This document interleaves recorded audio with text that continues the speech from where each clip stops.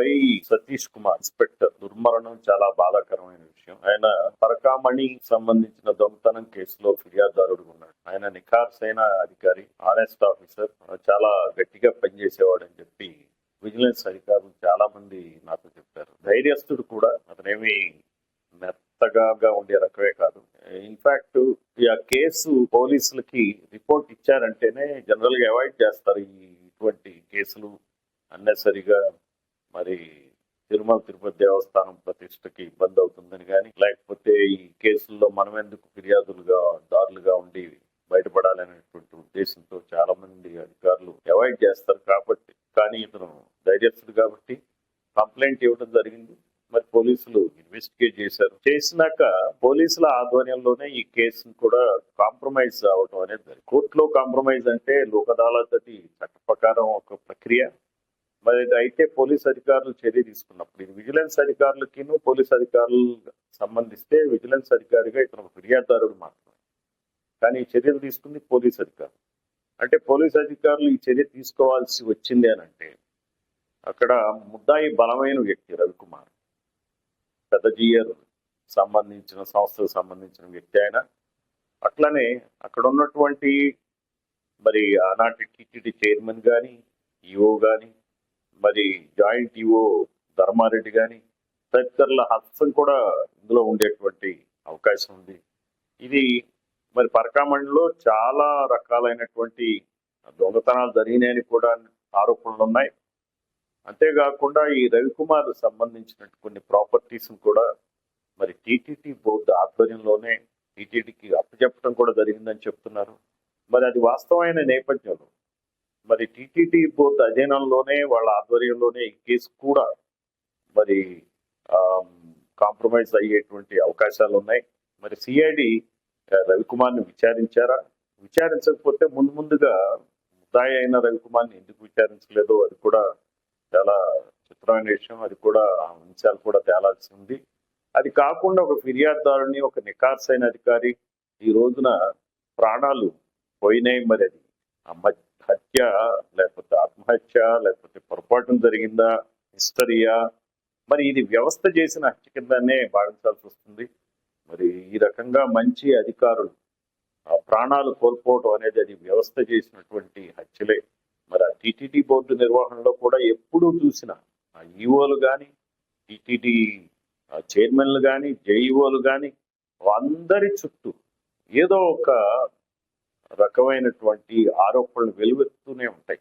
ఎవరు ఈ మధ్యకాలంలో గత 10 సంవత్సరాలుగా నిఖార్సైనటువంటి అధికారులు కానీ, చైర్మన్లు గారు కానీ లేరని చెప్పొచ్చు. అంటే వ్యవస్థాగతమైన లోపాల వలన ఒక సమర్థుడైన అధికారి, ఒక నిజాయితీన గల అధికారి ఈ రోజున ప్రాణాలు కోల్పోయాడు. మరి అది వ్యవస్థకే మంచిది కాదు. ఇది ప్రభుత్వం చర్యలు తీసుకోవాలి, ఈ వ్యవస్థాగత లోపాలని సరిదిద్దాలి. కులపరమైనటువంటి ఆధిపత్యం ఈ టీటీడీలో కొనసాగుతుంది.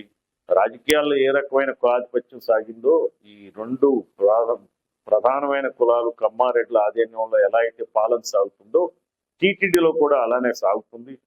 అంతేగాని మిగిలిన కులాలకు చెందినటువంటి అధికారులు అందరూ కూడా ఈ రోజున రాష్ట్రంలో బిక్కుమిక్కుమంటూ వాళ్ళ యొక్క జీవితాలని గడుపుతున్నారు.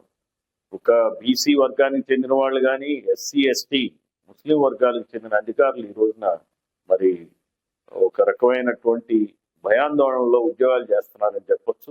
వాళ్ళకి ఏ రకమైన రక్షణ కూడా దొరకట్లేదు. పోలీస్ వ్యవస్థలో కూడా కామ్రేడరీ లోపించింది. ఒక అధికారి మరి విచారణకు వెళ్ళేటప్పుడు మరి ఆ అధికారికి ఏ రకమైనటువంటి మానసికమైనటువంటి ధైర్యాన్ని ఇచ్చారు. ఇప్పుడు సతీష్ కుమార్ని నిజాయితీ గల అధికారి అయినప్పుడు, నీతివంతమైన అధికారి అయినప్పుడు అతనికి ఇలా జరగటం వెనుక మరి వ్యవస్థ ఏం చేస్తుంది, ఏ రకమైనటువంటి కాన్ఫిడెన్స్ ని ఎస్ఐ ఇన్స్పెక్టర్ స్థాయి వ్యక్తులకి వ్యవస్థిస్తుంది అనేది కూడా పోలీసు వ్యవస్థ ఆలోచించాల్సిన అవసరం ఉంది. సీనియర్ అధికారులు ఆలోచించాల్సిన అవసరం ఉంది. ఈ రోజున చాలా కేసుల్లో ఐపీఎస్ అధికారులు, ఇతర అధికారులు అరెస్టుకు గురవుతున్నారు. మరి గురవటానికి వెనకాల శక్తులు ఎవరున్నారంటే అది రాజకీయ నాయకులే ఉన్నారు. ఒక జిందాల్ సంబంధించిన కేసులో, ఒక బొంబాయి నటి కేసులో అరెస్ట్ అయింది ఐపీఎస్ అధికారులు. మరి జిందాల్ మీద ఎటువంటి చర్యలు ఈ ప్రభుత్వం తీసుకోలే. పెద్ద పెద్ద ముద్దాయిల వైపు మరి పోలీస్ వ్యవస్థ పనిచేయట్లేదు. అలానే జిందాల్ తరపున వకాల్తా పుచ్చుకుని అతని మీద చర్య తీసుకోమని చెప్పినటువంటి ముఖ్య నాయకుల మీద కూడా చర్య లేదు. చర్య లేకుండా కేవలం కొంతమంది అధికారుల మీద చర్యలు తీసుకోవడం అనేది కూడా ఈ వ్యవస్థ నన్ను అడిగితే చాలా అన్యాయం చేస్తుంది ఈ అధికారులకి. ప్రధానమైన ముద్దాయిల మీద చర్యలు తీసుకోకుండా ఏ1లు అంటారు, ఏ1ల మీద చర్యలు లేవు. చిన్న చిన్న వాళ్ళ మీద, చిన్న ముద్దాయిల మీద చర్యలు తీసుకోవటం, అధికారుల మీద చర్యలు తీసుకోవటం, రాజకీయ నాయకులను వదిలేయటం, ఆ తర్వాత ఇట్లాంటి ఫిర్యాదుదారులు కంప్లైంట్ ఇచ్చి నిష్పక్షపాతంగా పనిచేసి నికార్సుగా పనిచేసినటువంటి సతీష్ కుమార్ లాంటి అధికారులను వేధించటం, విచారణ పేరుతో భయపెట్టడం, తర్వాత మీడియాలో విపరీతమైన వ్యాఖ్యానాలు రాయటం, మీడియాకి ఏం జరిగిందో తెలియదు, జరగకుండానే జరిగినట్టుగా భావించి ప్రతి విషయాన్ని గోరంతులు కొండంతులుగా చేయటం కూడా మీడియా పని అయిపోయింది. మీడియాలో కూడా రెండు వర్గాలు తయారైనాయి. ఒకటి పాలక పక్షానికి చెందిన, పాలక కులానికి చెందిన మీడియా, దానికి వ్యతిరేకంగా ప్రతిపక్ష కులానికి చెందిన మీడియా. ఈ రెండు మీడియాలు, ఈ రెండు మీడియాలు కూడా ఇలాంటి కేసుల్ని చాలా సెన్సేషనలైజ్ చేసి ఇప్పుడు రవికుమార్ మీద ఏం చర్య తీసుకుంటున్నారు అనే విషయాన్ని పక్కన పెట్టేసి దాని మీద ఎవరైతే దొంగతనం జరిగిందని కంప్లైంట్ ఇచ్చారు, ఇక్కడ విక్టిమ్నే శిక్షకి గురి చేస్తున్నారు, కంప్లైనెంట్ని శిక్షకు గురి చేస్తున్నారు. చాలా అన్యాయం జరుగుతుంది. ఇది రాష్ట్రంలో ఉన్నటువంటి మరి అనుభవకులైనటువంటి నాయకులు ఏం చేస్తున్నారు, ఏం ఆలోచిస్తున్నారు, ఈ వ్యవస్థ ఎందుకు అసలు వాళ్ళ హయాంలో అధికారులను ఎందుకు అరెస్ట్ చేయాల్సి వస్తుంది, ఆ పైన ఉన్నటువంటి నాయకులు వీళ్ళు ఎందుకు అరెస్టులు చేయట్లేదు. ముఖ్యంగా ఈ అధికారుల్లో అవినీతి కాదు ఇక్కడ సమస్య, అధికారుల్లో పాలనాపరమైనటువంటి లోపాలు కాదు సమస్య, నాయకుల్లో పాలనాపరమైన లోపాలు, నాయకుల్లో అవినీతి పెచ్చరిల్లిపోవటం, ఇవి ప్రధానంగా రాష్ట్రాన్ని పట్టి పీడిస్తున్న సమస్యలు. ఏ నాయకుడు అధికారంలో ఉంటే, ఏ మంత్రి, ఏ శాసనసభ్యుడు, ఏ ముఖ్యమంత్రి అధికారంలో ఉంటే వాళ్ళకి తెలిసి అనేక రకమైనటువంటి అన్యాయాలు జరుగుతున్నాయి. ముఖ్యంగా టీటీటీ చైర్మన్ ని నియమించేటప్పుడు పాలక కులాలకు చెందిన వాళ్ళనే నియమిస్తున్నారు. ఎప్పుడైతే ఒక పక్షానికి చెందిన వాళ్ళని చైర్మన్ గా నియమిస్తారో ఆటోమేటిక్ గా అక్కడ పాలన ఏకపక్షంగానే సాగుతుంది. మరి ఒక బ్యాలెన్స్డ్ గా అడ్మినిస్ట్రేషన్ ఎక్కడ ఉంటుంది చెప్పండి.